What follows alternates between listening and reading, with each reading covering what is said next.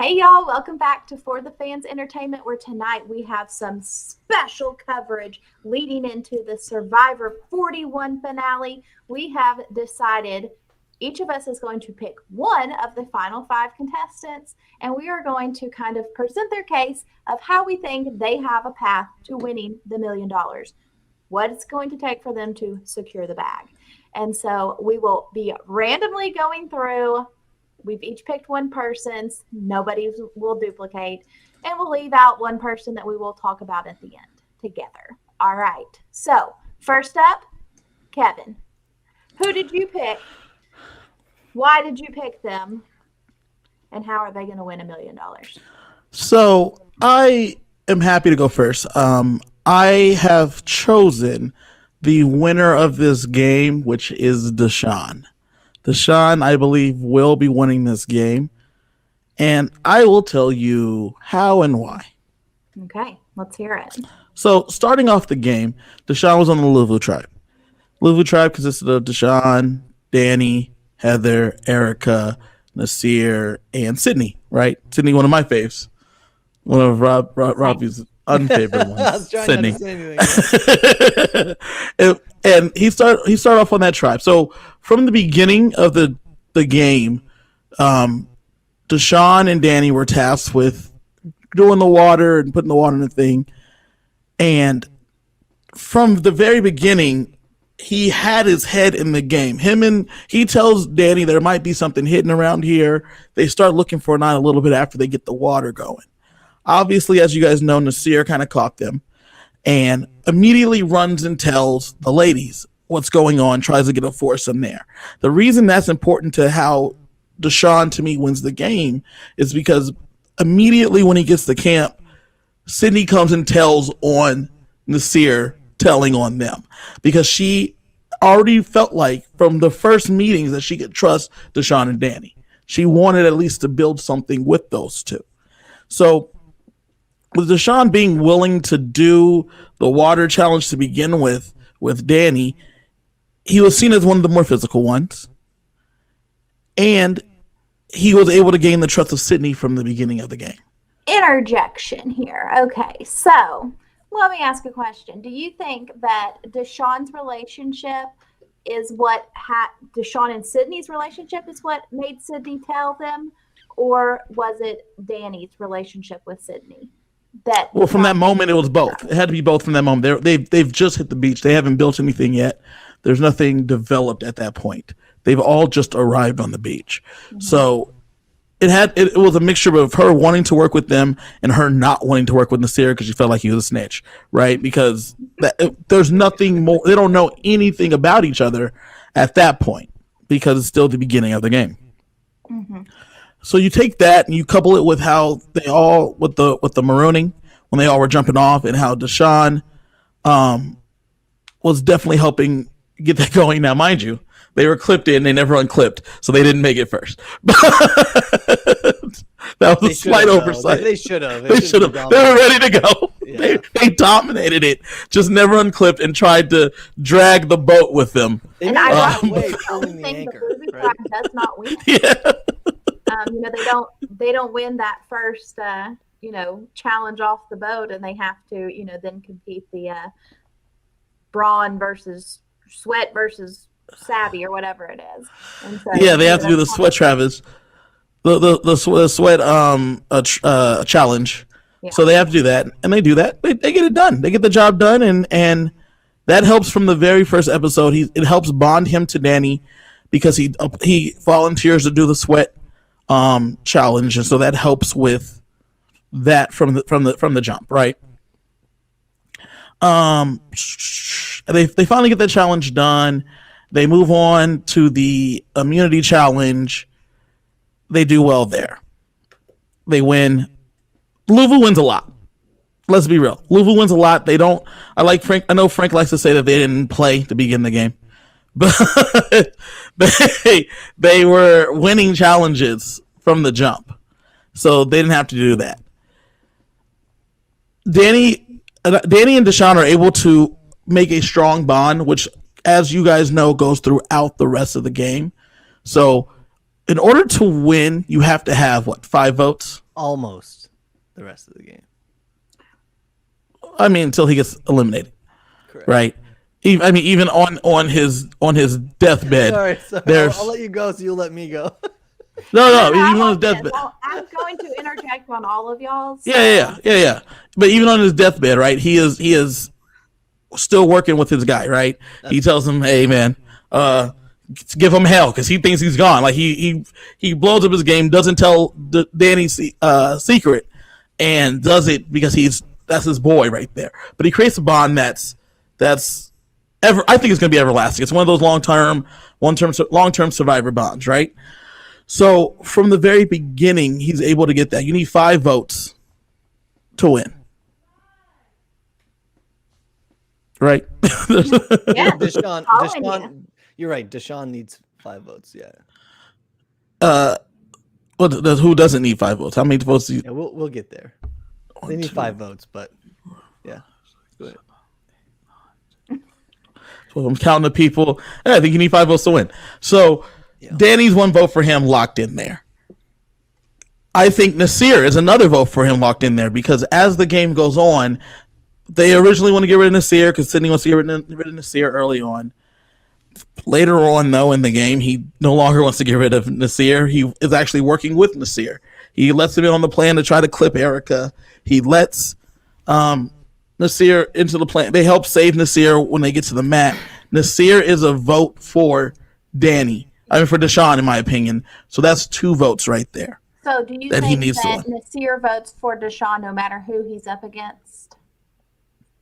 I think, except for maybe Ricard, but like Ricard was even against Ricard was a part of getting him out.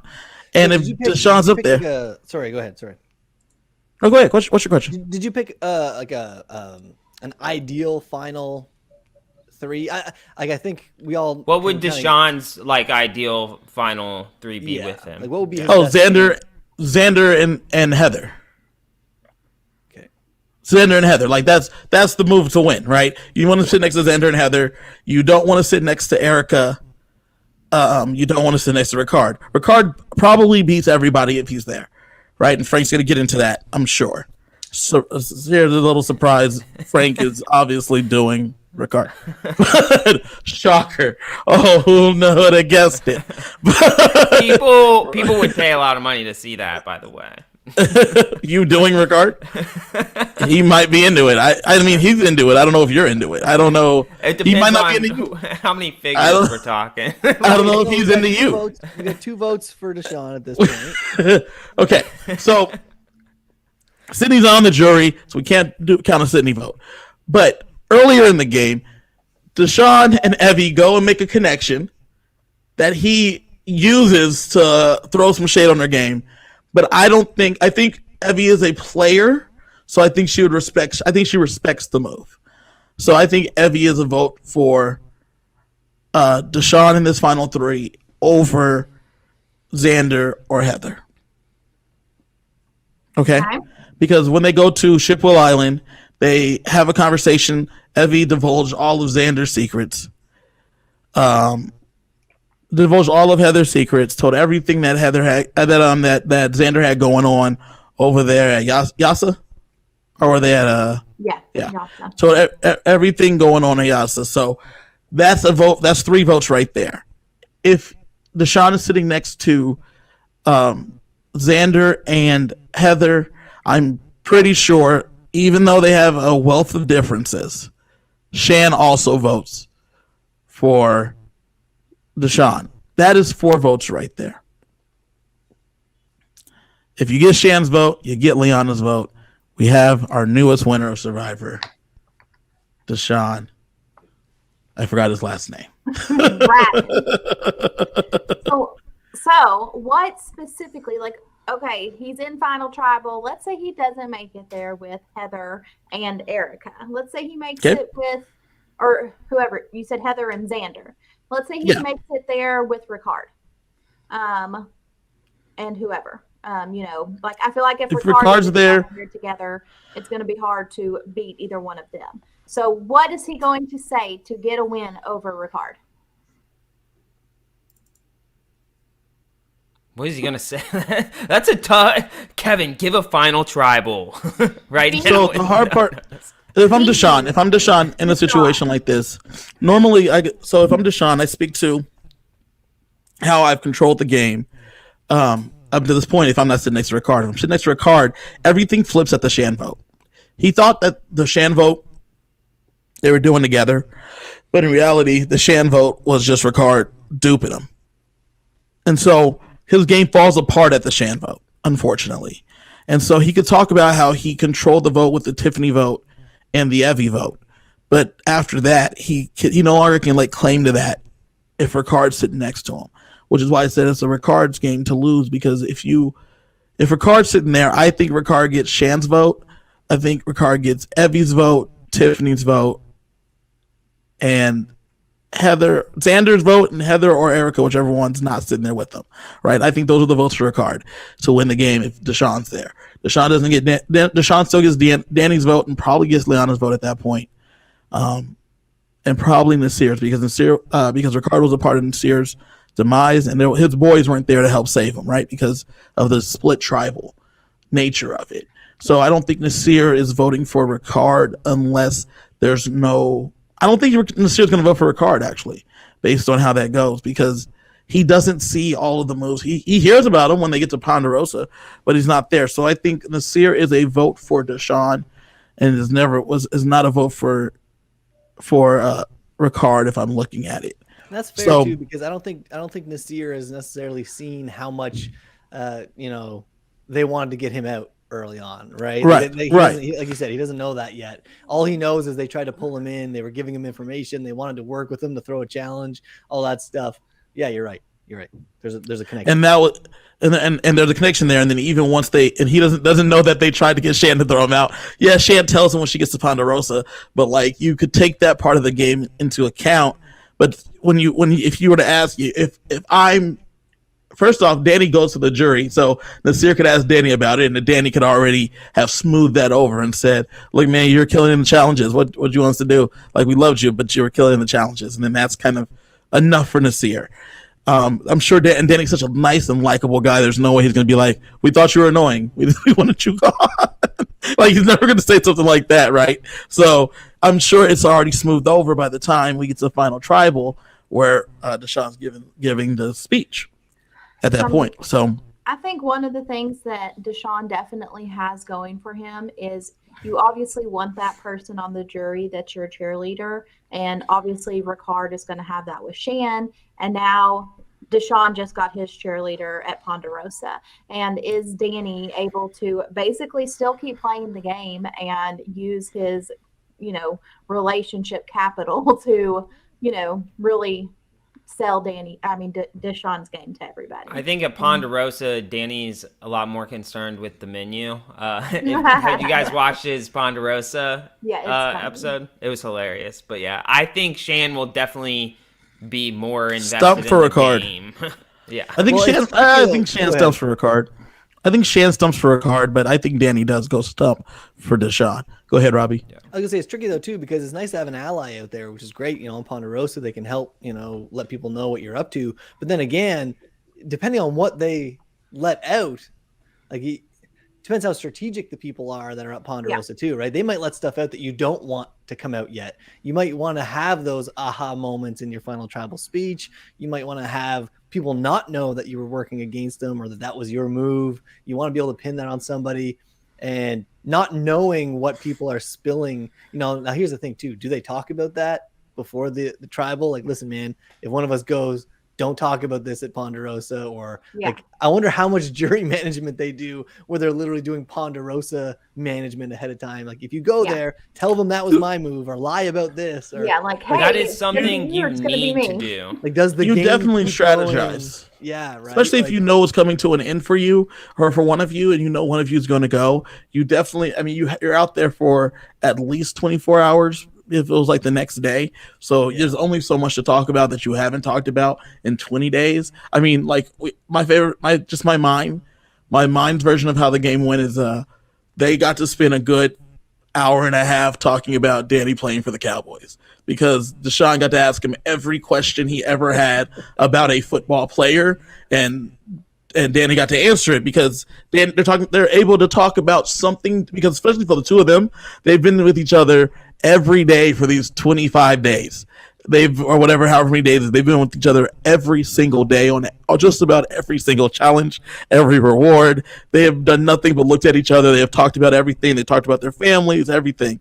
So when Danny presents this new information 4 hours before Tribal, that gives me 2 hours to talk to him about something we've never talked about. Yeah. And then the second 2 hours is like, okay, one of us is going to Ponderosa. Let's go ahead and figure out what we're going to say to help each other out, because one of us is out of here.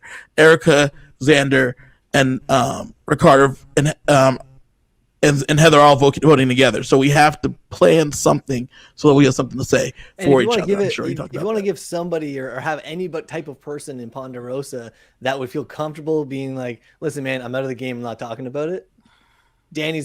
Danny, like, I think they would respect that from Danny. Like he would answer questions, but if it was something that he knew was going to be bad when the truth came out, I feel like he's somebody that he was like, listen, man, I just want to go relax.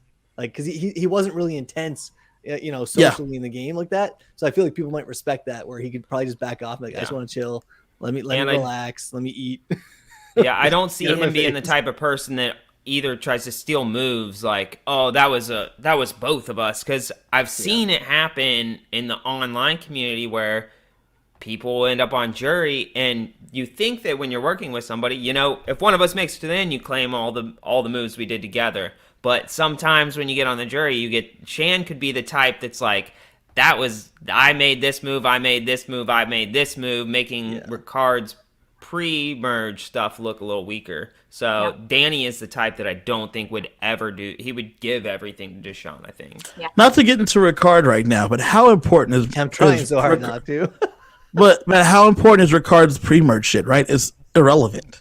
Because it's only him and Shan that know about it. We're going to save that 100% for Ricard in just a minute. Yeah, for whoever Ricard, yes. It was just something I was thinking about, because in this situation... Into your knapsack. Well, the reason I bring it up is because for DeShawn, we're talking about how DeShawn can win the game, everything he did pre-merge matters, because there is 5 of the 6 Luvu members are going to be a part of the final tribal council. So everything that happened from day one, which is why I started at him volunteering for the sweat challenge, all the way through to winning the immunities, winning the challenges, even him trying to throw the challenge. And when he says, I've been trying to get Erika out of here. I thought Erika was too good. I've been trying to get her out of here. All of that matters for him, because those people remember those things because they were there for them. But you're trying to get 5 people to vote for you. And that's the kind of things you would talk about to get those people to vote for you. I think Erika is not a vote for him, probably because I think she votes probably for Heather and gives her like a sympathy vote in that kind of situation. But I think that the rest of the Luvu at that point, Luvu 3, will be voting for him. Then he has to find 2 votes. Liana's another vote for him, and that's where I think the Evie vote comes into play. So that's the 5 votes, 6 if you include Shan. Like that, those are the votes that he will have going on for him, you know what I'm saying? Yeah. So you get those votes, and that's how DeShawn wins this game. He's going to win it. It's going to be a close one. I'm not saying it's going to be a blowaway thing, but if he's going to go out there, he's played the game hard every time. He had an emotional journey when he talked about how hard it is to be a black man in America, just period. He talks about that. He has done moves. He got out Shan. He was not a part of the vote to get out Liana. He did vote right to get out Danny. He helped blindside Evie. He pushed the Tiffany vote.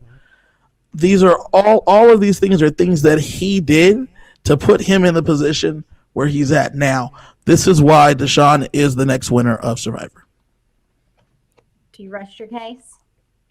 I do. Any comments, Frank or Robbie? Not on DeShawn. No, I think that's well spoken. I think it matches a lot of kind of for my player that I picked. What you said matches a lot of what I got into as well. I think it's pretty accurate. Yeah, and you'll probably say the same thing where just if Ricard's not there. Listen. Ricard, hold up, Tyler, before you get into it. Ricard plays. It's played a very good game. I don't think that he's played.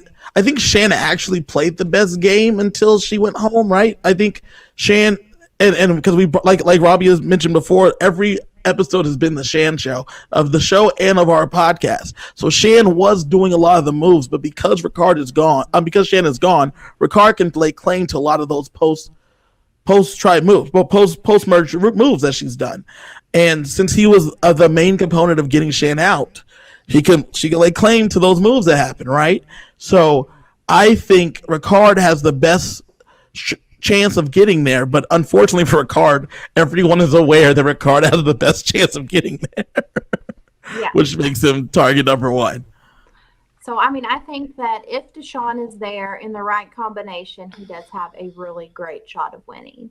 You know, I would kind of say one of the top two if he's there in the right combination. So we will see in less than 24 hours. That's crazy. I do think DeShawn can beat Erika too, but I think it'll be razor thin. Yeah. I think he could beat Erika as well if she's in the final three, but I think the vote will be razor thin. All right. Frank? Oh. You are up next. Tell us who you have decided to lay out their path to $1 million about. So I think I'd have to go with a person that I personally feel was destined to play the game of Survivor. I think they have all the tools you need to perform really well. And I think they also have a strong pulse on the game, the social situation. They came out there with a mission. Ricard wanted to come out real slow, and I think that's what he did. I think he got behind somebody, I think probably the second most strategic person on his tribe, and I think he got behind them, let them kind of take the reins because it aligned with the game that they wanted. And then when it was time, cut him. And he had 100% trust in Shan. Shan had 100% trust in him. He was able to survive on a small tribe of 6, going down to 2. That's pretty much playing a finals game before you even get to the merge. And then on top of all that, you have an extensive resume. He's been on 5 team wins, counting rewards and individual immunity. And that's pretty impressive when 1/3 of the cast won all the immunities in the beginning stage of the game. 1 individual reward, 3 individual immunities, and possibly 2 more on top of that. He could walk out of here with 5. I think all Ricard needs to do to win is continue beasting it out and playing. So Ricard has to walk out of here with 5. He needs to walk out with 5 or find something on this new island. There's a lot of variables. There could still be something else to keep him safe. I think if all else fails and he doesn't have that immunity around his neck and can't keep himself safe, he's just got to preach that relationships mean way more than immunities and challenges. That's what he needs to sell and try and target DeShawn. How can he preach relationships mean more than immunities when he's only there by the immunities and not by the relationships? Well, I mean, Shan literally saved him, though, right?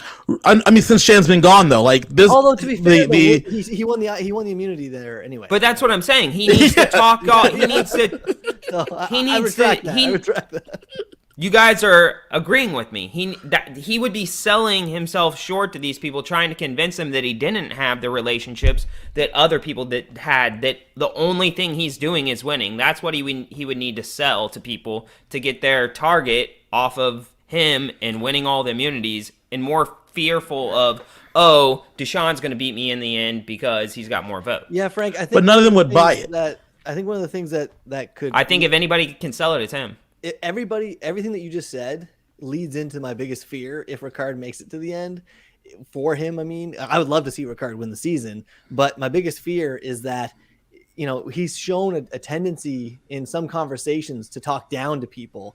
And yes, he'll have to be vulnerable at Final Tribal really if he makes it. Almost in such a way that he's educating people. Like even at Tribal Council, when DeShawn goes off last Tribal, he's like, I'm surprised at that gameplay. If you didn't know where the votes were going, and it's almost like he's trying to talk people through all the angles of that move. And he didn't even need to. He put his hand up And Jeff's like, yeah, Ricard's like, yeah, I just want to break down the gameplay here so I can educate everybody.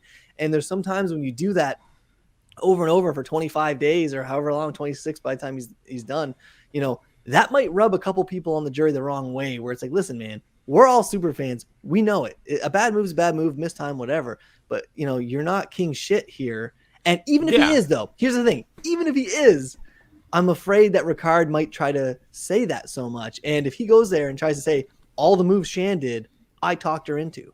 All the times she played her advantages, I talked her into it. All the flips she did, I talked her into it. That might not come off well for Shan. You know what I mean? It would definitely turn me off. If I'm sitting in that jury and I know that you did well, but for you to discredit Shan like that. Yes. And if you're a Shan ally like Rihanna, right, it's going to piss you off too. Because I do not think you will get that in a final tribal from him. His job is customer service with sometimes the most difficult customers that you could possibly have, people on a flight. Yeah. Yes, his facial expressions may come off a certain way to people. I suffer from that same thing. I suffer from RBF as well. There's an affliction. And ABF. There's a difference, Frank, between customer service and sales, right? He's used to spending his days being in the position of power and be nice to somebody, but then if they don't want to follow the rules, then you just tell them what to do. And that's kind of what he did in this season, where he would go to somebody, he would kind of say, hey, why don't we do it this way? And if they didn't want to, then he pretty much said, you're fucking crazy. Yeah. This is what we need to do. This is what I think what you're going to get in Final Tribal is him talking about why he's there, who he's doing it for, the passion that he had for the game. I think that's what he's going to be heavy in Final Tribal. He has the best chance by far. I just don't think it's... I'm with Robbie, though, because he has said himself that he's not a fucking salesman. That's why he needed Shan. Because Shan, he cooked up the meth, but Shan went to the streets and sold it to the kids. That's how their relationship worked, right? He was not the one. He was the Heisenberg, yes, but you needed the Jesse out there slanging the rock. You needed the chicken place, right? You needed that to get the job done. We went full Breaking Bad, okay? But that's so it's crazy to me that for days you have talked about how great Ricard's going to be at selling this shit when he said himself, I needed Shan here to sell this shit to the people. Well, and so how do you think all of a sudden intelligent? He's intelligent enough to know that he needed that. I think he's smart enough to put together he knows a that. tribal. But Robbie's right. So as a guy that works in sales, I'm really good at customer service as well, but they're two different beasts. They're two different hats you got to wear. And I think Ricard is a fantastic customer service agent, but it doesn't make him a good salesman. So the idea that he would go out there and sell to these people, that he relied on relationships over immunities because he's only there by the grace of the challenges. He would not be there otherwise. He would be at home. He'd be in Ponderosa, drinking coffee and singing campfire songs like the rest of them. You know what I'm saying? I he would be. Sales and customer service skills kind of go hand in hand. I hear what you're saying. And you're wrong. But no. Yes. Well, I'm saying that I possess both, and so to me, there's no difference because I'm using the same skills when I do both. I work in sales for a living, and I got to wear two different hats. I'm telling you. But there's a power dynamic that's completely different. Where if somebody comes in to buy something from Ricard, and they have two other alternatives, assuming it's final three, he can't try to smooth them over, and if it doesn't work, say take it or leave it, like he can on a plane. You know what I mean? He can't just say, okay, you're not going to pick what you want. You're not going to put your seatbelt on. I'll get the air marshal to get you out. He doesn't have that power to in the back of his mind, knowing I'm going to be right no matter what you say. I'm going to be correct right no matter what you say. Customer, no, but he's in customer service, so he's taking care of a paying customer that's buying a product. It's the same thing. It's the same thing. Here's the thing, though. His company's not going to want him if he's not selling their product, and their product. But no. In customer service, part of the product. When you're doing customer service is making sure the customer is always right. Right? That's what they say. Right? But at no point are they like, you have to try to upsell and convince them to do the thing. Your job is just to take care of them and get them out your hair. That's how customer service works. Whereas in sales, I need you to buy this thing that you probably don't need. So I think there are different type of customers. So I work in operations, and my associates are my customers. I'm taking care of their needs. If you have an assembly line, the people that are at the beginning of the assembly line are the people at the end of the line are the customers to them. So they got to make sure that things are prepared for them, taken care. I think the skills go hand in hand, and I think Ricard has those skills. I think he's going to deliver. I know you guys. I love seeing you guys come together for once, but I think you're on a sinking ship. If he wins 2 more, he's winning it all. But hold on, Kylie. But before you get into that, you just said if he wins 2 more. That's the point. You're trying to have him sell that it's not winning that he needed to do to win. It's the relationship. Let me take that back. No, if he can get to the end, he has to. The only way he gets to the end is by winning 2 more. That's the only way he gets there. Well, and you know what? I think he would dominate if he went there and just faked it. If he got to the end, just faked it and faked being thankful and faked like how relieved he was that he made it there by the grace of whatever, Didn't sell that. Sweat of his brow, like he worked hard, he made it, started from the bottom, made it all the way to the finale, all this stuff. And that's a much easier sell for him than faking it. The first time somebody comes to him and throws like crazy hate at him, can he still take that I'm going to teach you the right way mentality, and can he still shovel that down and let them watch the season pan out afterwards? You know what I mean? And be like, do you see how bad I played you now? Watch it back. You know what I mean? Or no, I think he's going to be playing all the way through Final Tribal. I don't think the game stops for him when he gets there. And I don't think anyone here is going to debate that Ricard has the best starting position. Right? Like, 100%. We all agree that there's a great chance Ricard wins if he is sitting at the end. Most definitely, the biggest post-merge thing he has on his resume is, initiating the Shan vote out. So let's play out the scenario that your boy Ricard makes it to the end, but he does not win. What do you think? I hit my power button. Even if he doesn't make it all the Log off forever. Maybe he doesn't make it to Final Tribal. If Ricard is not the winner of Survivor 41, what was his downfall?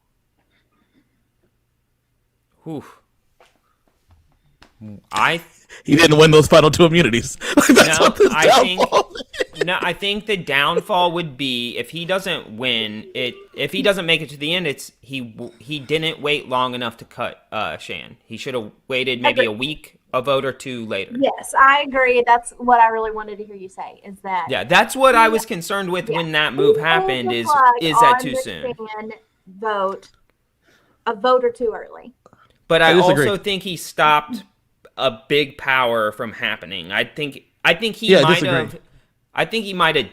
His timing might have been perfect. We won't know until the end. But. If he cuts, so looking at the voting history, if he cuts Shan there, who goes in this, her place, Erika. Ooh, I can't remember what was happening, but I think it was Erika. Shan was trying to throw it on DeShawn at one point. It doesn't end up being DeShawn. That. Yeah, it doesn't end up being DeShawn. That's why Ricard went after her. It's because she backed off that plan. Let's say it ends up being Erika, right? Because it won't be DeShawn. You don't get Danny on board. You probably don't get Erika on board for DeShawn at that moment.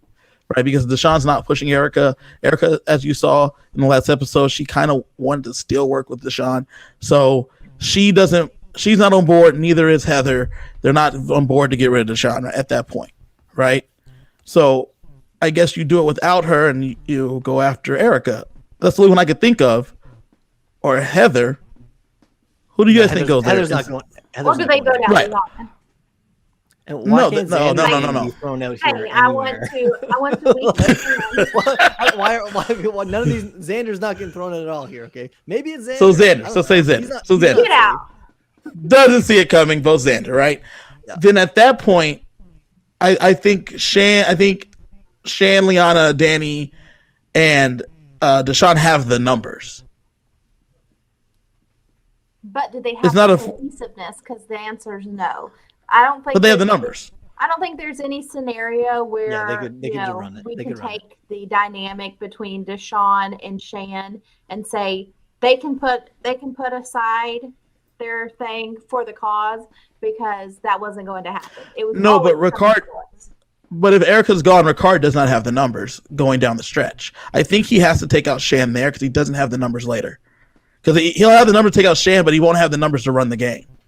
Well, and you know what? It's interesting too because keep in mind a lot of the things that happened in like Big Brother hadn't happened yet, and a lot of that kind of of movement in reality TV hadn't really solidified at that point, right? So from Shan's perspective, it might be as straight as DeShawn kept her out of the loop, came after her biggest ally, and wanted to kind of blindside her in a vote. And where does she? You know what I mean? Like DeShawn might be completely burnt with Shan at that point, right? Like DeShawn might just be dead to Shan, and then all the crocodile tears afterwards, if she's burnt, right, might be where she was sitting. Now, after the conversation that she would be having with Liana and with Danny in Ponderosa, maybe that got smoothed over a little bit because they would have more insight on how DeShawn was really feeling about the whole scenario, or whether a lot of that just kind of came out at Tribal.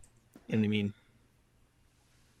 Okay, so like, but that's this is what I'm thinking though. If Ricard keeps Shan there and then they go Erika, you have Liana, Danny, Heather, Shan, DeShawn, Ricard, Xander left. Ricard is not able to rally the numbers. So Shan, like you said, we haven't seen all that stuff happen yet, like the cookout and whatnot. So at that point, we just have the numbers. If you're Shan and DeShawn, we don't like each other, but we have the numbers just overwhelmingly at this point. Yes. So if Ricard is then like, let's get Shan, you also have the situation where Danny and Liana told Shan that they were going for Ricard. DeShawn didn't, because we find that out in their post game interviews that both of them are the ones that alerted Shan. So then you have the immediate next vote where Ricard tries to take out Shan with the numbers, but it doesn't work because Shan just saved your life, even though you got immunity. Shan was telling them absolutely not. Now you're talking about getting her out? Like that is and Danny and Liana and Shan obviously would be tight at that point. So where do the numbers come from? You're right. There's three votes that aren't happening right there.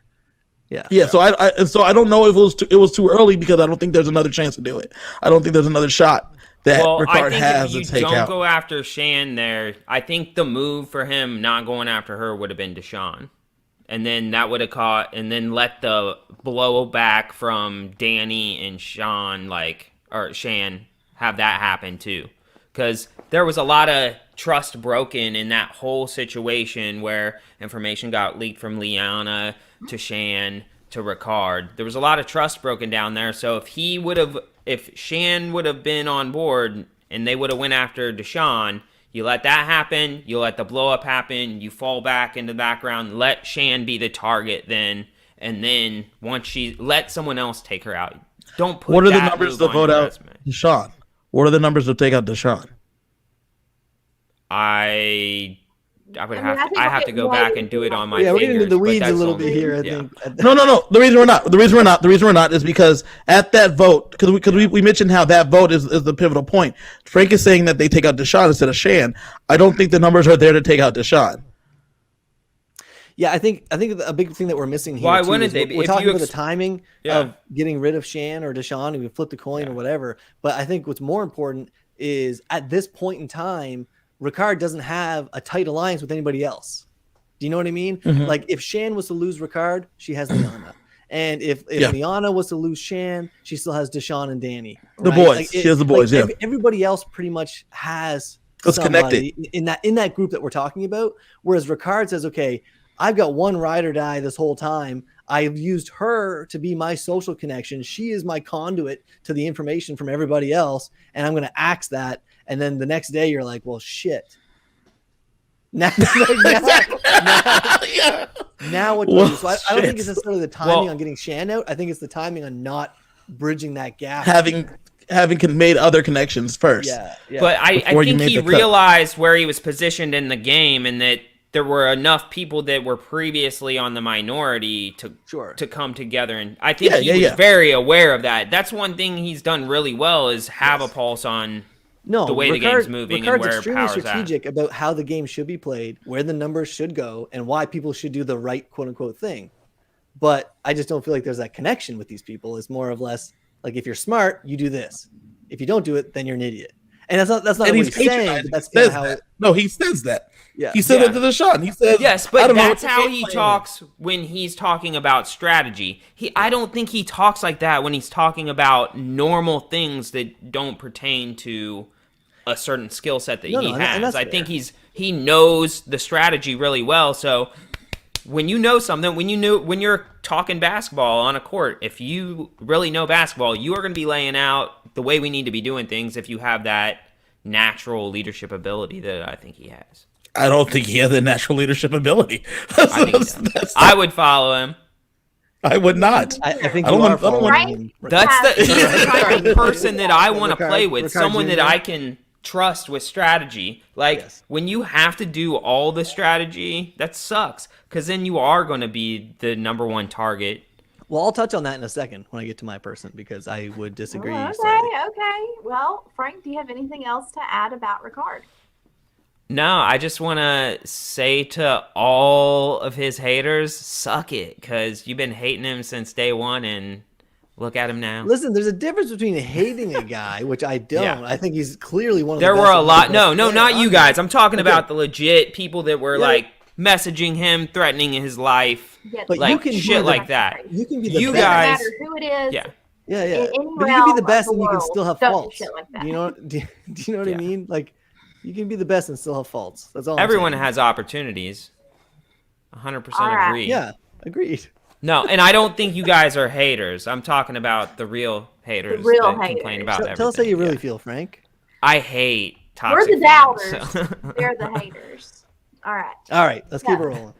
Robbie, we're going to throw it to you next. All right. Well, I wish you could see more. I'm trying to rep the Team Canada jersey here, but you're only getting the top of the maple leaf. Obviously, I picked Erika, and Erika does not have a clear path to victory. I think there's a couple paths to get to the final tribal, but I think her best final tribal, if it's going to be final 3, okay, if it's final 2, right, if this crazy season ends up in a final 2, I think we can all agree that there's one person who's done a little less strategically, or at least out in the open, that you would go to the final 2 with when it comes to maybe bringing Heather along.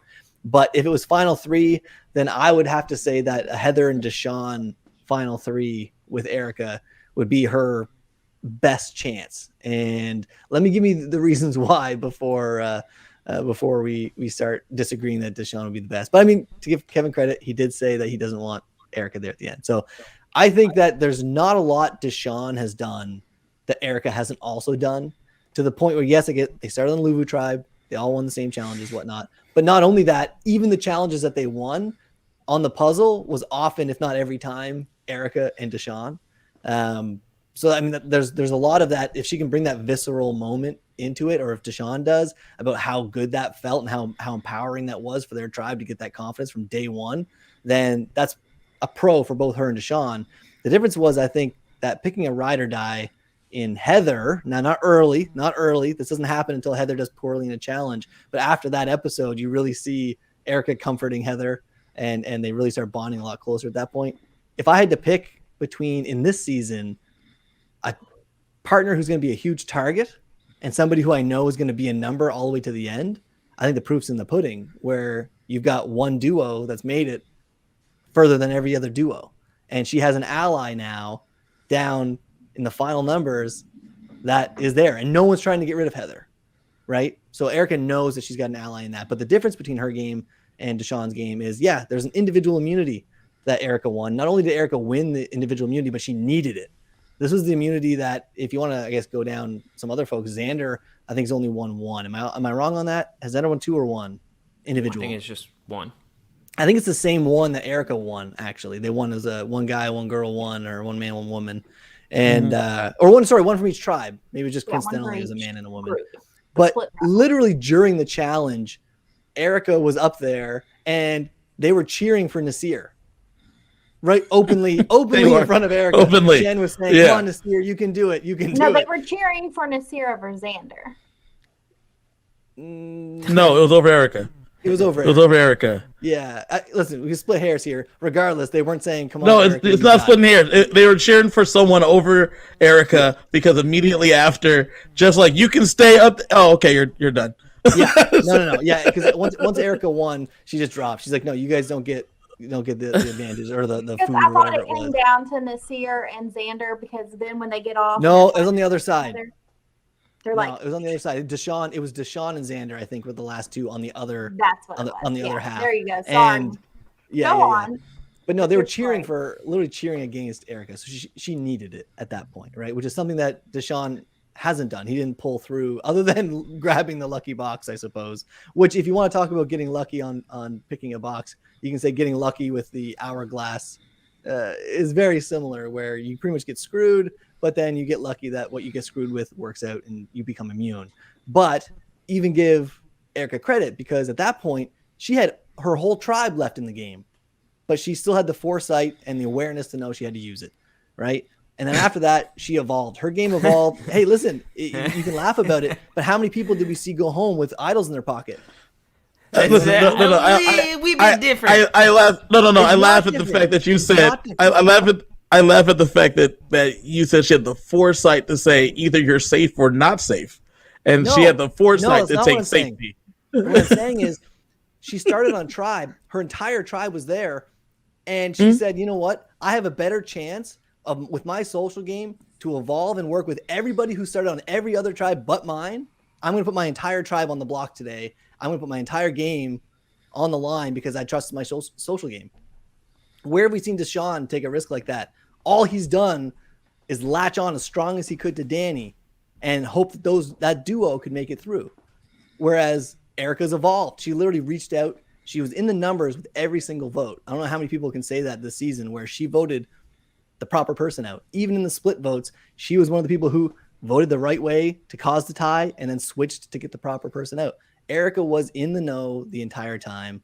And if you want to kind of put a little tiebreaker in there, I would say the fact that she can out-talk DeShawn better than most of the people out there. If you watch the last Tribal and you see DeShawn getting more and more paranoid, and he's getting louder and leaning forward, his body language is getting really paranoid. He's just like looks really anxious. He's pretty much turning into how Shan turned into once she started getting really hungry. Whereas Erika, even though the heat was getting dropped on her, she stayed calm. Her answers were very concise, very articulate. When was Erika in the fire? Watch it, man. When was Erika in the fire? In the last Tribal, when he was. I mean, DeShawn throws her under the bus a little bit, but her ass wasn't ever on the line. Like that's what I'm saying. There you go. No. Your defense is that she was never at risk because of her social game. But Heather also hasn't been at risk. Like, I mean, that's not a great thing. Heather has also not been at risk. Like, that doesn't mean that she's a better talker. What I'm saying is that Heather contributed to win the group immunity idols, and Heather's won individual immunity. Heather's done these things. Heather reached out and made those bonds. No. What I'm saying is that What I'm saying is that when has Erika's ass been like you're talking about her out talking when DeShawn? Has her ass been on the line?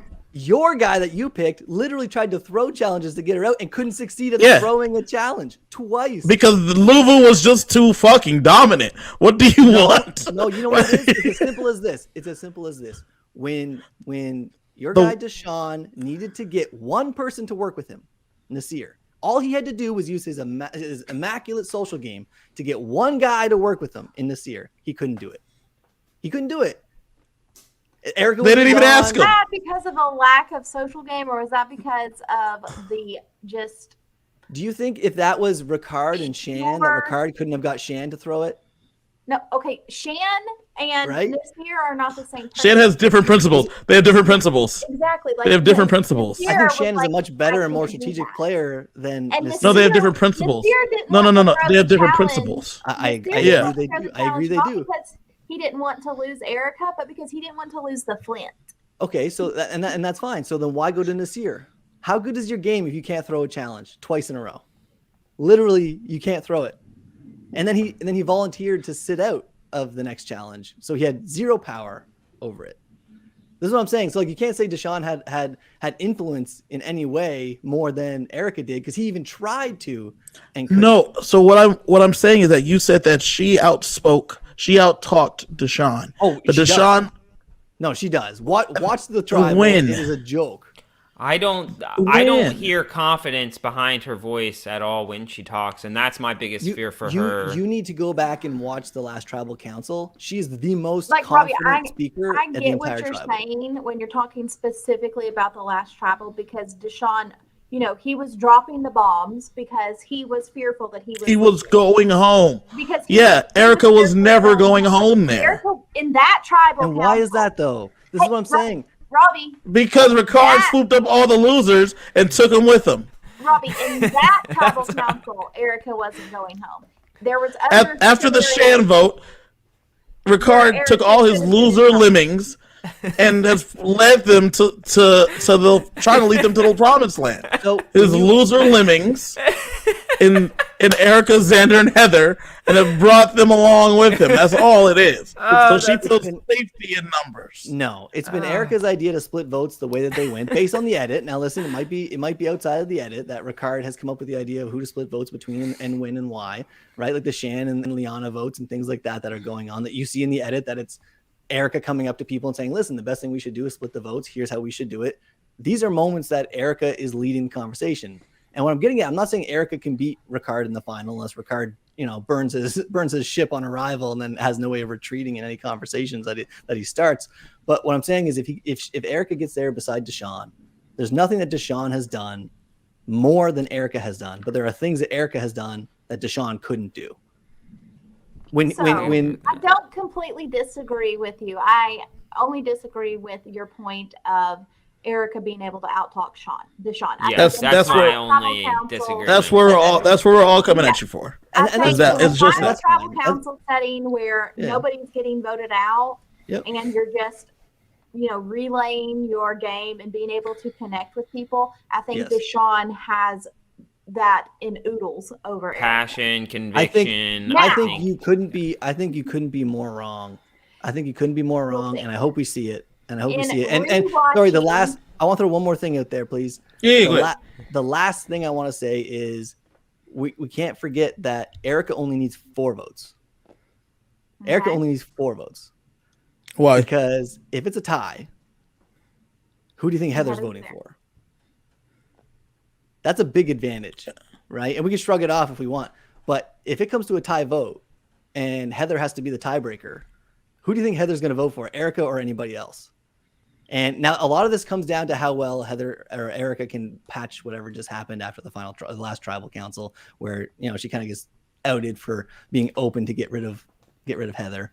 Yeah. But nothing that Erika's done the entire season has suggested that she really wanted to get rid of Heather, at least recently, right? So where are the 4 votes for Erika?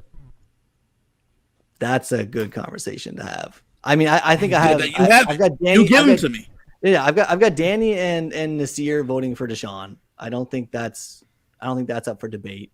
I think if Xander, here's the thing. I ran a lot of scenarios of how she gets to the end, and it's either winning immunity to get Xander out or beating Xander in fire making. And there's a lot of the scenarios that I ran to get Erika to the end that involve her beating out either one-on-one in a challenge or in fire making Xander. And I think Xander would have respect for that if she was able to win another immunity or another challenge, whereas DeShawn hadn't at that point. I think that as a competitor, I think Xander might have appreciation for that. I don't think Shan is going to vote for DeShawn. We can debate over that if we want. So really what I ended up having, I'll cut to the chase. I had Evie, Tiffany, Shan, and Xander voting for Erika. And I had Liana and Ricard as I don't knows, but it doesn't really matter if she gets 4. And I had Nasir and Danny voting for DeShawn.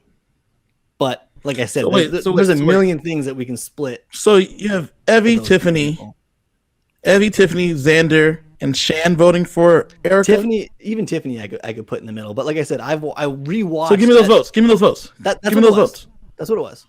Okay, so Tiffany, Evie, Tiffany, Shan, Xander is what I said for Erika. So then Nasir, right? So Nasir, Liana, Danny, Ricard. Someone would have and to then vote I guess for it's Heather, 3, right? Because how many people are on the jury? I have 8. There's 8 people on the jury. 8 people on the jury. It's an 8-person jury. That's what I'm saying. Oh yeah, if it's a final 3, it goes to Heather. Right. So then Heather would be the tiebreaker. This is what I'm getting at. Yeah. Okay. Right. So kind of like Laurel. That's the numbers, I guess. Tiebreaker, right? Yeah. Laurel was the tiebreaker. Yeah. same deal. So what I'm getting at is I think Erika has that slight advantage where all she needs is to get 4. She doesn't need to win 5-3. She can go 4-4 and get the Heather vote. Now I might be assuming that Heather would do that. Like I said, we don't know how the aftermath is going to come from this tribal, but only needing 4, you can't shrug that off. So I will say, in rewatching the season today, I see a lot in Erika's game that makes me feel like she might be the winner. We have lots of comments that are made about, a woman not winning in so long, and men being able to take credit for women's things, and there's all this stuff. And even in like the very first episode,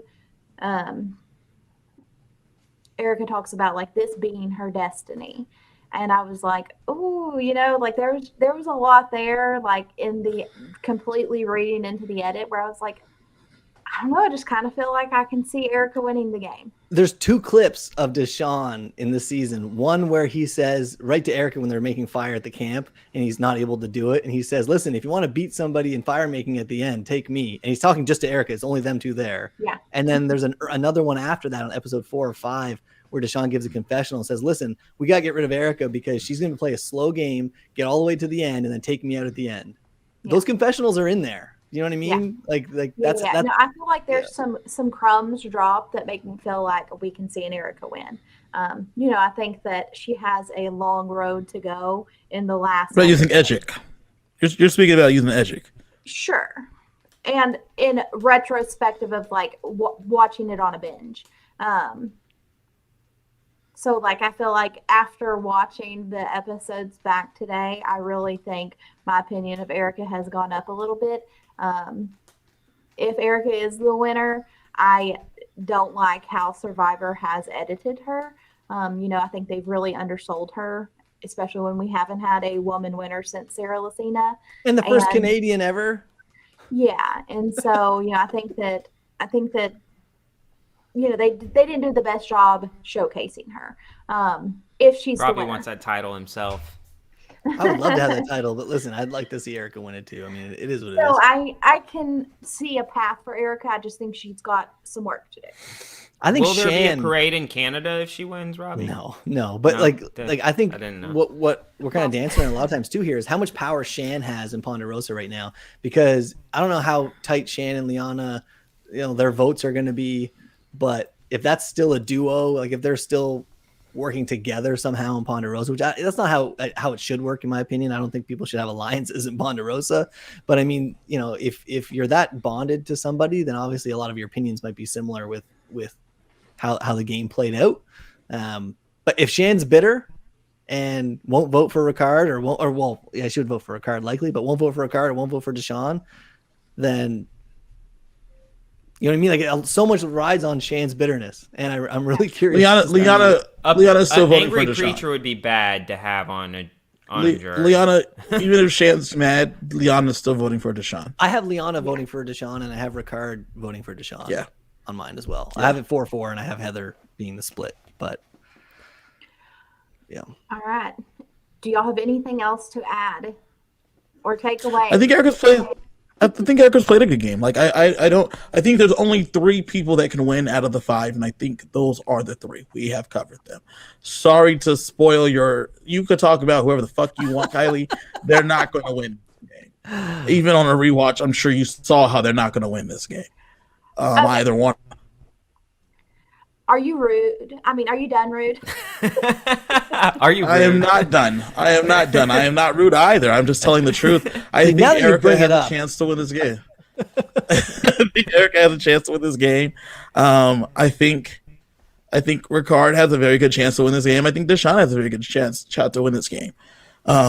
Erika's been under-edited, and I think that's a travesty. I think she's done some stuff. Yes, the hourglass saved her. I mean, that's literally, if it wasn't, she was going to go home, and then Jeff gave her a literal chance to change the outcome. The same thing for DeShawn with Do or Die. DeShawn was literally there was 1 out of 3 chance for him to stay. Yeah, but the vote was going home. The vote was against DeShawn. Yeah. Like that was the vote was probably there. The vote was probably there. Yeah, I'd probably say Danny too. I guess that one immunity. The same thing with Save. Like everything happens though. Like that was. But it's sent Liana home. Like it's still sent home one of their people. Like for Erika, none of her people. She didn't have any people. He literally said, "Take this thing, and you will stay here for a while." And she's like, "Smash!" Immediately. Why would I say no? Like that though, you can. I will argue that 100 times because there's so many seasons where if I was on the island and my entire alliance of people that I trusted would go on the block, if I broke that, then I'm going to trust they're not going to vote me out, and I'm not breaking it. I'm going to keep all the other targets on the block, right? So people who aren't aware of where their standing is in the game might not have broke it. They might have said, "Listen, I'm going to stay." There's literally no one. There's no one throughout time. Throughout the history of the game. Nobody in the history of the world. Nobody in the history of this game would have not broken that hourglass. Yeah. Because I'm sure she thought. I know we're short on time, so I'm going to let that die. You and I can have a debate. I'm sure she thought Evie was going to go home. It was an easy answer. Evie goes home. Sydney was probably not her plan to go home. Even as I sit here and look at the votes, she only votes Sydney. She's voting Sydney with Heather because everything got all scrambled up. So you're downplaying the fact that she knew where the vote was going and voted in the proper place. Okay. No, I'm looking here. Gentlemen. Sydney and Liana. So she knew she was at risk and she knew where the vote was going. Go ahead. That's a good player. Go ahead. Okay. Xander. Is that who you chose, or are you going with Heather?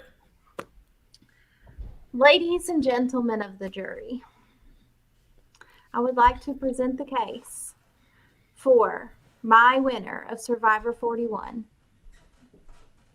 Xander Hastings. God, I was hoping you'd pick Heather. And then let me tell you why Xander is going to be the sole survivor. This is the story of an underdog, okay? This is a man that has been so selfless, and he was selfless from day one. On day one, he is out there sweating with Voce, and let's be honest, Voce didn't carry his weight. Voce was bitching the whole time. Xander definitely did the majority of that water challenge. He filled up those buckets, and he did it with a smile on his face. I feel like Voce did confessionals in the middle of the challenge. Yes, Voce was complaining, Xander was working, okay? And this is how Xander made his way into the good graces of the women on the Yasa tribe. And these relationships are going to carry him into the merge. So we see the Yasa tribe struggle so much in the beginning. And Xander is going to be an integral part of pulling Yasa up from the bottom and navigating his way to the end of the game. So, also, in the very first episode, we see him willing to put his neck on the line by being the one that is volunteered to go to the very first prisoner's dilemma. And the whole tribe wanted to do that because they thought that Xander was trustworthy. And that is a key word for Xander. He is a trustworthy person. Like a puppy. Like a puppy. Nobody dislikes puppies. Okay? So. Come on, Frank, jump in here. I feel like you're just. Yeah, I think that I do not think he's a puppy. I fucking hate puppies. I hate animals. I love puppies. I wish all dogs would stay horrible. puppies, actually, except for the potty training part. But I think he's got more bite. He's willing to go to the summit that no one knows anything about, and he gets the extra vote for the tribe. And he comes back, and he's honest with them, and they know that he's honest with them. And he's like, hey, I got this vote for us. And I think that everybody believes him instantly because of how truthful he is. And that is the persona he's able to build up. Xander also, referencing kind of what Frank just said, where he's not just a puppy, he has a little bit of bite to him too. And he has this high risk, high reward situation again, where he picks up the very first Beware advantage. Never before seen in Survivor. And he takes it, and from episode 2, loses his vote until the merge, or basically the merge, until everybody says their phrases and they get activated. So like a puppy, he got excited and just opened it up really quickly. Super smooth on getting that too. Right. He incorporates this crazy phrase so smoothly, and it is, as Jeff would say, it's one of those moments that are instantly iconic. Okay. Then also in the Yasa tribe struggling, from the very second vote, Liana wanted to get out Xander, and Xander had to navigate basically his entire game with one person, like solely laser focused, tunnel vision on getting him out. And this was a person that had the numbers and a lot of power in the post-merge in Liana. And Xander was able, because of his connections, because of him being honest, he was able to survive this. And Liana, makes the comment of like, hey, this could be my $1 million mistake. And I'm like, okay. Is this, hinting that Xander is going to be the one at the end? And also, I feel like if we want to compare Xander to anything, Xander is that baby turtle that we saw on the Yasa Beach. And he is just trying to fight his way to the ocean. And he has had to fight because he has not had many allies most of the game. And Xander is that little baby turtle. Just trying to fight. I hope he uses that analogy at a final tribal if he makes it there. But who's he up against? Hold on. Come on. I'm not finished. I'm just telling you. I feel like you're burying the lead here a little bit. Okay. Xander has been one that they have gone to for sound bites the entire season. He has had these iconic phrases of mergatory and bingo bango and Xander candy. And he is one that they really always come back to. How do you not say Betraydar? Like, that's like the best one of the season. Betraydar. Okay, there's so many. I can't even remember them all. Okay? So, what is most important in Xander's game, though, is the relationship that he makes with Danny, actually on day one on the summit. But he's able to carry that into the merge, and his relationship with Danny serves Danny well, and it serves Xander well. And I feel like because of their relationship, a lot of why Xander wasn't targeted, even though he's had an idol and the other two people with the idol were voted out, is because of the relationship with Danny and wanting to make sure Danny wanted a bigger target to stick around, Xander wanted a bigger target to stick around. So that's a big part of Xander's game. He is also a very selfless person. We saw him sit out of 2 challenges in the same episode, a reward and an immunity challenge, all to better benefit the tribe. And so he was looking for something that I won, I think. Why Xander, in his, selflessness, is going to be the next survivor. In addition, this man has balls of steel. So in that, Agreed. In that crazy vote where Heather pops off the live tribal and Tiffany ends up being voted out, Ricard, who is like the self-proclaimed best player to ever play Survivor, is like, the Frank proclaimed. No. Yeah, I proclaimed that. He didn't not say Xander. Xander holds on to that idol, and he has now guaranteed himself a spot in the Final Four because he has balls of steel. Yeah, I don't think anybody can really disagree that it's insane that this guy has held on to that since episode 2? He got that episode 2, right? Episode 2, he found his idol, and he has held it on. He has secured himself a spot in at least the fire making. So Xander is guaranteed Final Four. He has now, in preparation for what I think y'all might come at me saying, no, Xander's not going to win, I have already prepared my rebuttals. So let me tell you this. Xander is really the only one, even Heather excluded, that to this point has not gotten a deep relationship building story. So in the very first episode, Heather talked about, I watched Survivor with my boyfriend, and now he's my husband, and now we're watching with our kids. Survivor has been throughout our whole family life. Xander is the only one that we haven't gotten that story on. That's because they are saving it for the end. And so we No. can see why this 20-year-old kid is going That's why he does no trouble. He's a 20-year-old kid. Hey, listen, the devil just interfered with your feed because he cut off whatever you said. He doesn't. There's literally he's 20 years old, from Chicago originally. He's like a kid in college that's just having fun. That's why there's no heartwarming story to tell about him, because he's just a kid that's having a good time. Yeah, there is a heartwarming story. To be fair, we don't know that though, right? We don't know. We've got a heartwarming story about every single person, but the exclusion of Abraham. I mean, and he was gone in episode 1. Okay, I mean, this guy could have had some hardship in his life. I don't want to downplay. He could have, but I doubt it. Just because he's I don't 20 think he and a stud doesn't. Yes, he's a 20-year-old white kid. What troubles could he have seen? Right? So let me tell What's going on in his life, right? Let me tell you how Xander is going to win this game.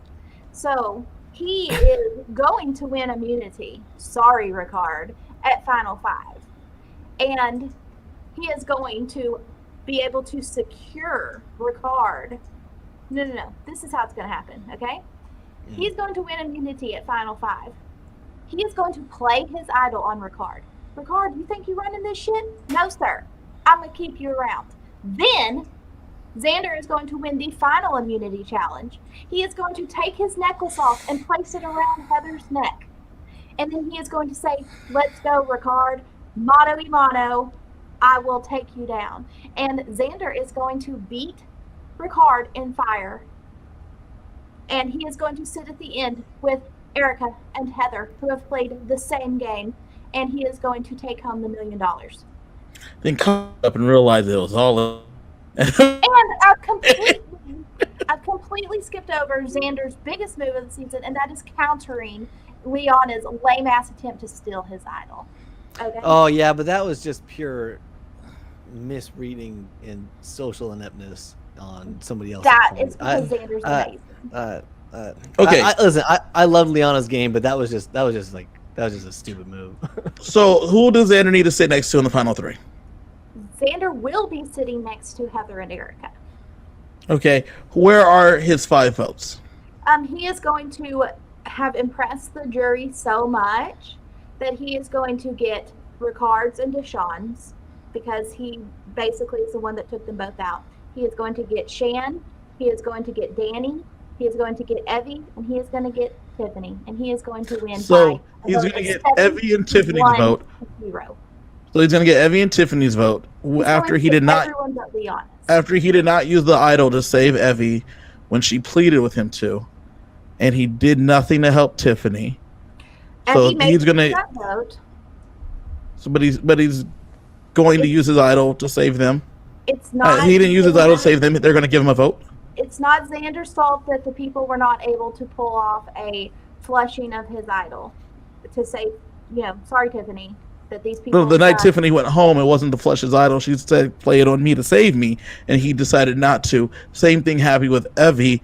She asked him to play it on her, and he did not to, and she went home. Because he's saving it for a bigger move. Okay, we've cool. got that. No, I got that. That big buck. So why would the two of them? But why would the two of them vote for him in the end? Do what? Why would they vote for him in the end? So impressed with his gameplay in the final 5. Okay. So then Danny says, let's make this move and let's flip this vote on Ricard, but instead he sends home Liana. Why would Danny then now vote for Xander after he was trusting Xander to work? Because Danny isn't going to respect the game that Heather and Erika played. He's going to respect what Xander did to have this target on himself, because Danny can respect the fact that he was also a big target. But Danny's here. Danny couldn't. Danny's here though because he trusted Xander to take out Ricard with him and Liana's vote, but that didn't happen. That he wants to keep Ricard because Ricard is the bigger target. Right. Also, though, really after. I think Danny and anybody else who's in the game will realize that there's a 3-person alliance, and Xander wasn't in it. Yeah, we were able to that alone from being in the minority to being in the majority. Like anybody with any respect for the game of Survivor can say, "Hey, that was a good move. It was a good move by Ricard. It was a good move by Xander. A good move by Heather. A good move by Erika." But I have to get DeShawn can claim that. But I need you guys to vote for. I need you to vote for me in the end.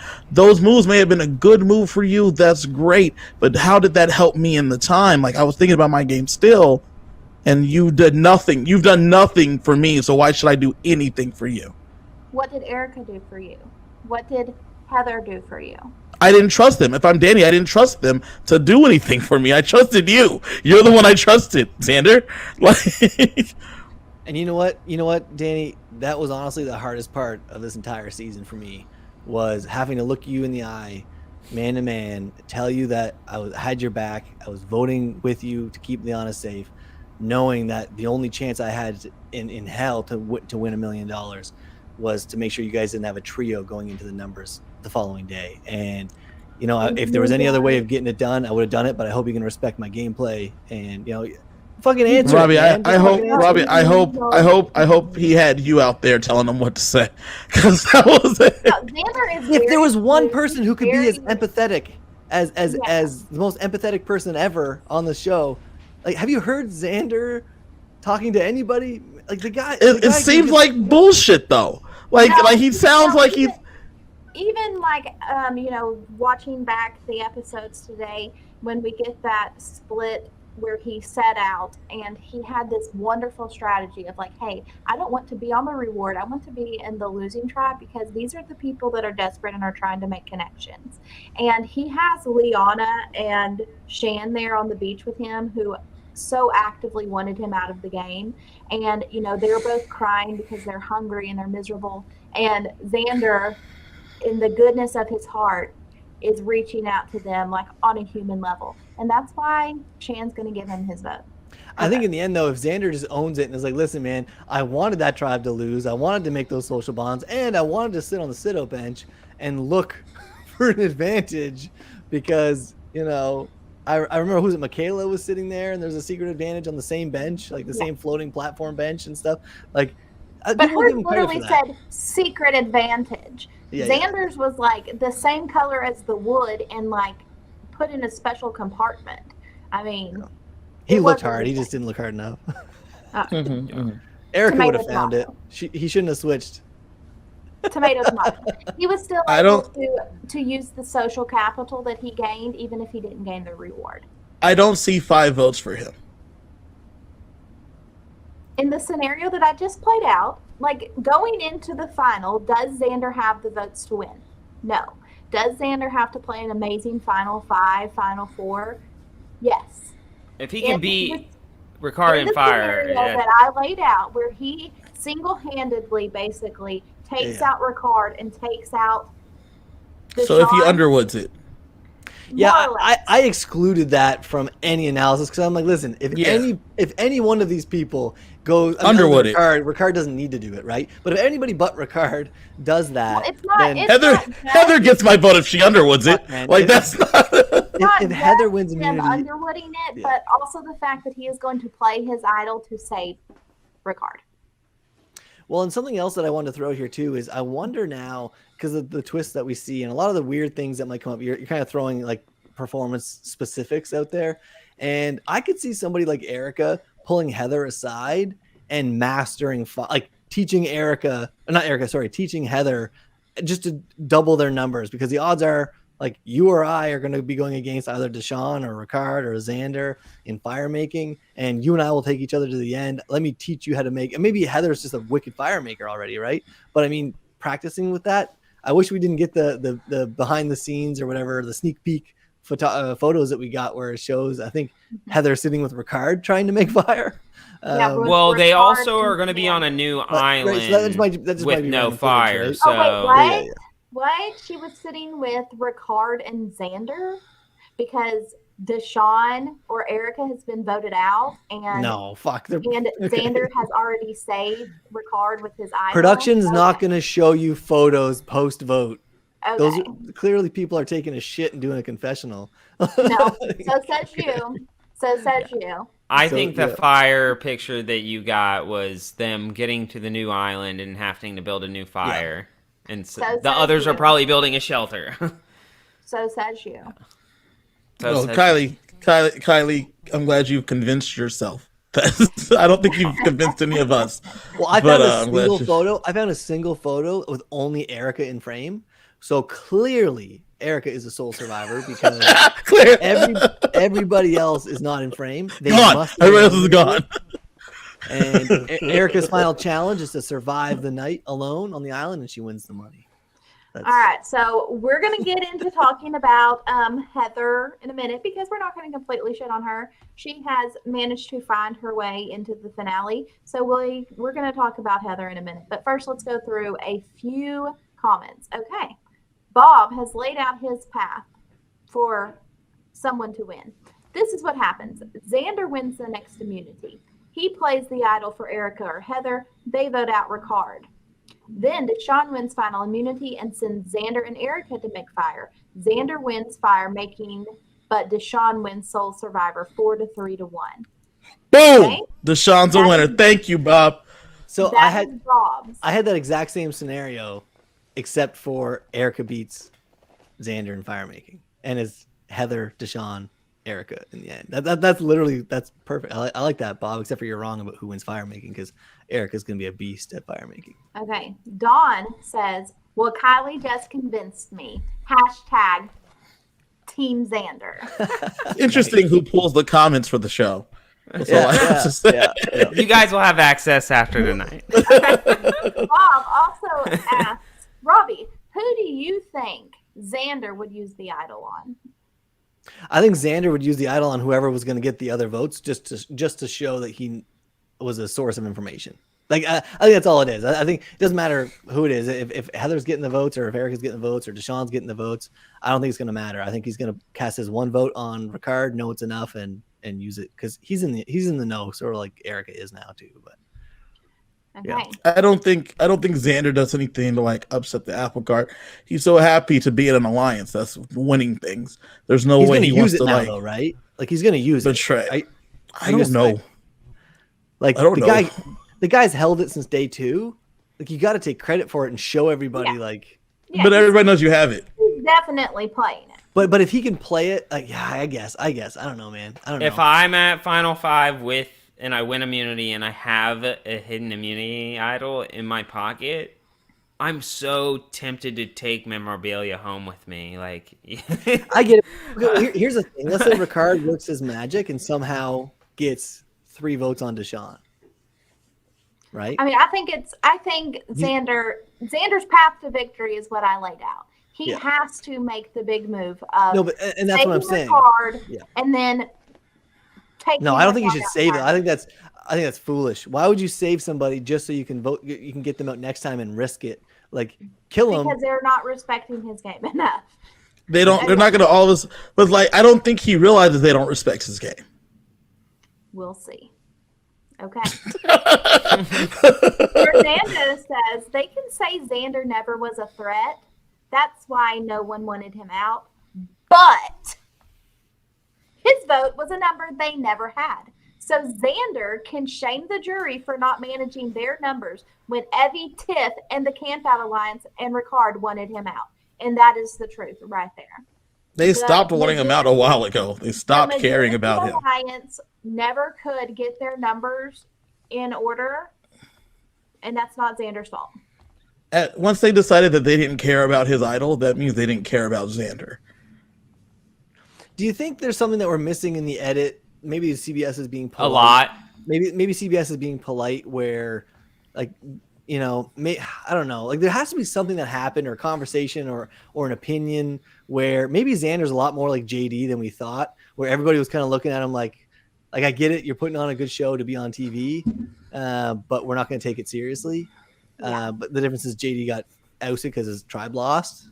You know what I mean? Whereas Xander was able to survive. Like Xander's much smoother than JD. Yeah. Oh, I agree. I agree. He's much smoother. But I'm thinking, like, why? There's a reason Come why on his now. name. No, but okay. Well, here's something. Why was no? I guess Shan was throwing his name out. Shan was trying to get Xander out a couple times, right? In all seriousness, at the beginning.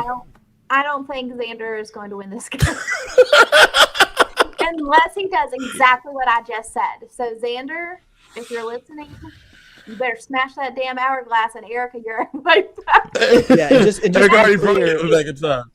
be clear, we all hard, and you better beat him in fire making. Okay? Yeah, we all didn't naturally pick a different winner. We all picked a person and said, "How might they win?" Yeah, exactly. Now, Ricard and Frank are already together. Xander has the hardest path to victory, and I think he's going to have to play a really, really flawless final four, and then pull it out. I think there is some reason, like you said, Robbie, that they're not showing us where they basically just let Xander skate to the final five and now the final four with an idol. Yeah. And I don't know why. He's almost been treated like Heather, though. Like, they've been treated very similarly. I think Heather has a better chance to win than Xander. But why, though? That's the thing. But why? Like, there's something that we're not seeing. There's something we're not seeing here. Yeah. And they're just not taking him seriously. I think in Danny's exit press, he basically said that, like, they really just didn't see Xander as that big of a threat. So, like, whatever. Yeah. I think he's playing up Fabio card. Yeah. And I don't think there's a non-zero chance that he wins, but I also don't feel like we've seen a lot of Xander, but there hasn't been any of that emotional content. And so there's something lacking from him as a winner. So. Yeah. I was impressed with Xander, and I underestimated him when I was first watching this season and at the preseason stuff. I counted him out, and I was really impressed with how well he executed a lot of the stuff that he did. Yeah, I think, seeing Xander come back and play again in 6 or 7 years when he's out of college, has a little more life experience, we could see somebody that could be very dominating. I don't think we see him play again. I think you're going to see a lot of him on the challenge, though. Do you know what I'd like to see? Yeah, that's true. But you know what I'd like to see? If they do this Survivor Junior or whatever they're going to do where they bring kids in, I would like to see some characters like a JD and a Xander kind of be like the coach or the captain, where they're still youthful, they're still energetic, they're kind of like they could be the camp and they love the game. They love the game. Camp counselors or whatever, kind of like Island of the Idols, but a little better. Yeah, so I mean, I think that this season of Survivor, they've done a really good job of finding people that you want to root for.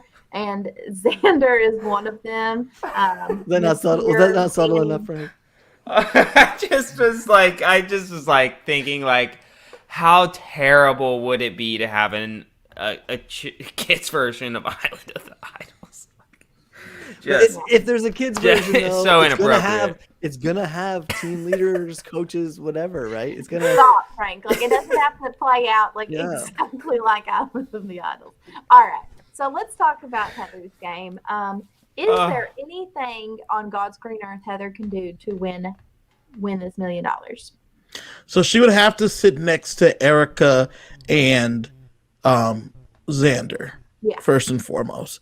She has to play up that her and Erika played the exact same game and push that narrative. Except she didn't need luck to stay in the game. Right. She didn't need the hourglass, and that's the differentiator. That wasn't luck, though. Yeah.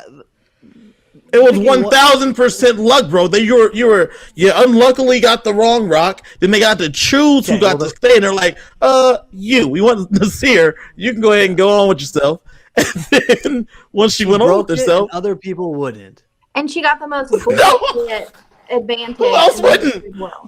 Okay. I think she could win if the island has any toxic plants, poisonous plants, maybe at the final breakfast, just poison the other two. So, I mean, short of murder, you think nothing short of murder? Murder's such a nasty word. Yeah. So nothing short of an accident. It was a bad case of food poisoning. So nothing short of an accident. Got it. If it's Xander, Erika, and Heather, and the reason why it's not Ricard is because Heather beat Ricard out in fire making, or listen, fire making is a technical skill, right? You don't have to be agile to be able to do fire making. If Heather beats out Ricard or beats out DeShawn, Heather ends up in fire making and isn't automatically put in. Bob said she could blow propes. Bob said that she could blow propes, but that didn't work for Julie Berry, so I don't know how that would work here. So, I mean, it's true she didn't win Vanuatu, so. He went there. you went there, Kevin. You went there. Bob did. Don't blame me. Julie Berry should have been a multiple-time Survivor player, but because of her relationship with Jeff Probst, we never got to see her again. Okay. I agree. All right. So. I'm staying unbiased in any way. So be unbiased about it. She dated Probst for a long time. Like, we need to see Heather go off in something that I don't even think we can think of it. It's going to have to involve this twist. Heather is going to have to beast it out more than anybody we've ever seen in order to win. She would have to find the disadvantage. I'm assuming it's a disadvantage hidden. I'm assuming it's like a disadvantage for like the final 5 or 4, and she gets to like give it to somebody. She would have to properly use a disadvantage or an advantage in some way, win an immunity, win fire making against some beast, and give a hell of a tribal, and have Ricard fuck it up in the end, or have Erika not be as articulate as I am portraying her. Yeah. Have you guys thought about other ways that this final could go down? Because I honestly just have a hard time believing that it's going to be as simple as immunity, fire, final 3. The fact he said it makes me feel like that's not how it's going to go down. I thought about this today. What do we think? I mean, like in the, next time on Survivor, we see them running Xander, and I don't remember who else because I was only focused on Xander, running for an advantage or something. Like they are actively searching on their new home. What do y'all think this advantage or disadvantage is going to be? I don't. We've ever seen before. I couldn't even guess. Fast track to the final. Well, it could be something that helps them in a fire building scenario. Because what I was thinking is, what if you had, since you have 2 immunities, you have final 5 right now. What if they either now, at this time at final 5, they did a fire building a 5-way. And the last person to build fire goes home, and then an immunity. Or it could go immunity, final 4 fire, you're out, immunity, final 2. Any combination of that makes sense because it does follow what Jeff said. There's going to be 2 immunities. There's going to be a fire-making tiebreaker, which he called it a fire-making tiebreaker. It's not a final 4 not a final 4 fire-making challenge. Like, I feel like that's what is that what we call it, or is that what Jeff calls it? A final 4 fire making challenge. That's what we've been calling it, since HHH. So is that what it is? Because that's not what Jeff called it. Jeff called it a tiebreaker fire making challenge. Jeff needs to do like a press conference after every episode where the press can ask questions. Because we've had so many questions this season. So far into your words. You, Dalton Ross, E.T. Frank, for the fans. Go ahead. So on the dice. Tell me more about the dice, Jeff. The dice is something that we are trying in this thing. Talk to Mike White, wanted to have for fun. Sister Nino from RHAP. Press dockets, that would be amazing. Thank you. Okay. Bob asked, do any of you wonder if there is a crazy reason they are going to a new island? So do y'all think that there's a crazy reason, or is it going to be similar to IOI, where they went to, Sandra and Rob's home and they were gone? I think it's just hard. Start over. No, I think it's like season 40 when they say 3, 2, 1, go, and they had to find the hidden whatever tokens or whatever the fuck the advantages and shit that they were looking for on the island. And like every morning they would get whatever tree mail by the flag or the sail, and it'd be like, hey, figure out this riddle and then go do something, right?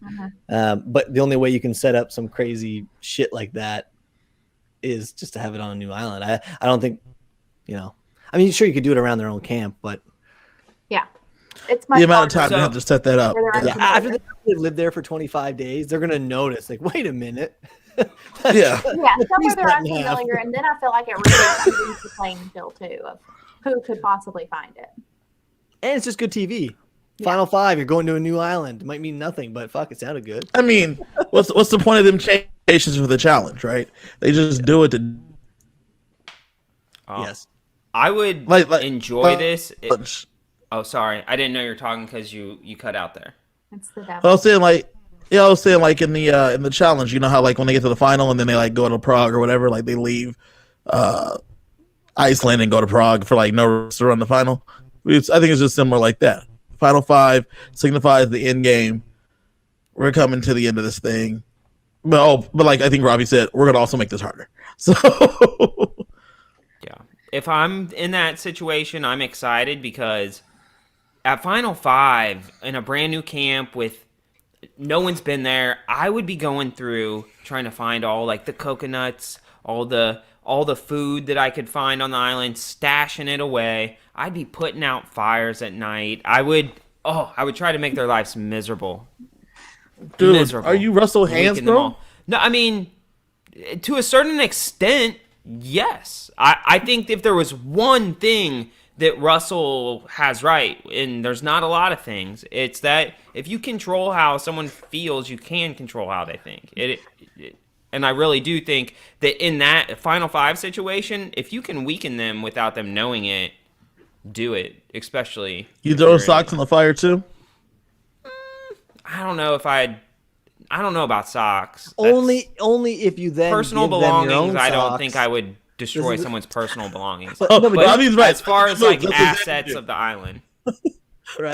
But you don't need that. You don't need to throw their socks in the fire for Xander to be like, "Hey, bro, take my socks." Like It's selfless. I don't get why you don't do stupid shit like put a little sand in their water bottle or like just little fucking annoying. Because you have to live with these people, man. Yeah, I know, but just like if you want, like somebody like Tiffany, who would just go off with paranoia. If you did stupid shit like that, oh my god, like they would just blow up, right? They would just blow up, and you'd be like, okay. Because you got to live with these people. That's what it is. Yeah, some people care, I guess. All right. So yeah. Why not just poison the well, Robbie? You don't have to poison the well. Just use little bottles, okay? We've talked for a very long time about scenarios, but for the final time, let's make our prediction. Aside from who you discussed tonight, That wasn't part of the who deal. will be the sole survivor? Frank. Frank. Well, if it's not Ricard, No, you gotta pick. You gotta fucking pick. Is it going to be Ricard, Frank, or yes, this is destiny. okay? We are watching destiny happen before us, and Ricard is going to bring home the W. Okay. Kevin. I came into this podcast saying it from the beginning. I picked him in my fantasy draft. DeShawn Radin is going to be winning this game. He's going to go back home. He's going to be stoked. Everybody's going to be happy because DeShawn did it. It's going to be DeShawn. Robbie. Heather is the obvious. But don't do the obvious. But Don't I don't do the want to be obvious obvious. It seems, too easy, kind of like picking Ricard. So no, fuck. I'm really worried he's gonna get Devins, but I'm gonna pick Ricard as well. I'm scared though. I feel like I'm scared too. Yeah. All right. I am not going to tie it up. I am not going to give the advantage further to Ricard. I am going to pick my own person, and I'm going to say that Erika is going to win Survivor. So, Solid pick. if you are watching Safe this pick. video later, you can drop us a comment if you have made it through this whole hour and 45 minutes. Thank you so much. But at any point, you can also drop us a comment. Let us know, who do you think is going to win the $1 million? We will know in less than 24 hours. And you can also let us know who presented the best case for their person and why it was me. All right.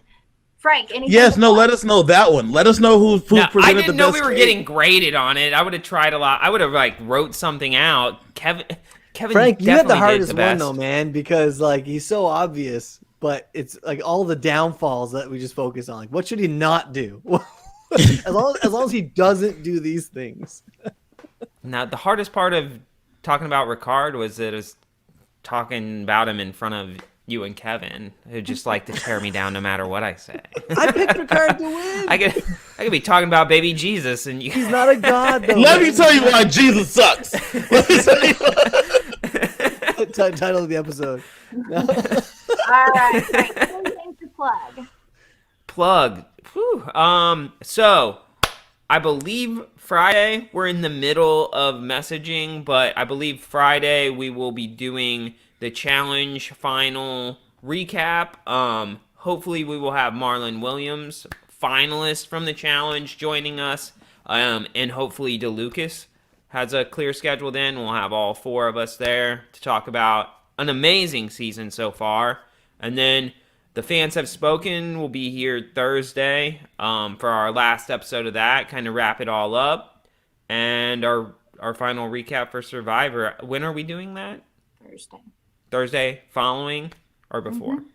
Following. So yeah, action-packed week for the fans, and then we're gonna take a week break maybe, and then we'll have an announcement beginning of next year, but we're kind of restructuring things, how we're doing shows, and each show will have its own owner. We're going to try to do things a little more organized for the fans and have set schedules, and we just want to serve you guys better because we wouldn't be doing it if it wasn't for you guys. Right, Kevin, you got anything coming up with your podcast? Yeah, keep checking out the podcast, DCOM After Dark. We still have Twas Night up there. Next month we will Camp Rock. We watched that DCOM starring Demi Lovato, Joe Jonas, Nick Jonas before when they were still babies. And so check that out. That's going to be coming out next month. But listen to the DCOM After Dark podcast. Also, new Top 5 Go episode going up tomorrow. Take a listen to that. It'll be out there. Watch Survivor, and then, like Frank said, come back and hear me tell them about how DeShawn won. I'm going to have streamers. I'm going to have balloons. It's going to be a fucking party in here. All right, Robbie, anything to plug? No.